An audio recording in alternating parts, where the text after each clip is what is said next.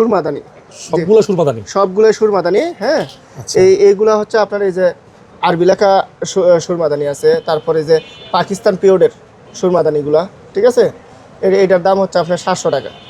আবার এটা 3 পার্ট হয়, এটা 1200 টাকা। পিতলের, কিন্তু সম্পূর্ণ পিতলের এইগুলা আপনার এটার দাম হচ্ছে 800 টাকা। আবার এগুলা হচ্ছে আপনার, এটা মনে হয় ইন্ডিয়ান, এটার দাম হচ্ছে আপনার 600 টাকা। 600 টাকা। ইন্ডিয়া লেখা আছে, কিন্তু এটার মধ্যে ইন্ডিয়া লেখা আছে। তারপর এগুলা হচ্ছে আপনার 500 টাকা।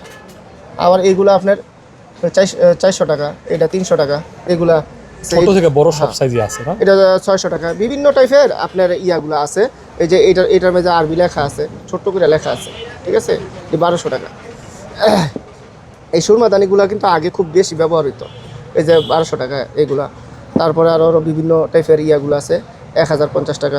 তারপরে আপনার জিনিসটি এই যে এইরকম কিন্তু ছিল, ঠিক আছে, আমি একটা শুধু পলিশ করি নাই। পলিশ করার পরে এই চেঞ্জ আসছে। হ্যাঁ, এই চেঞ্জ আসছে। দেখেন এটার ভিতরে কতটা পার্থক্য।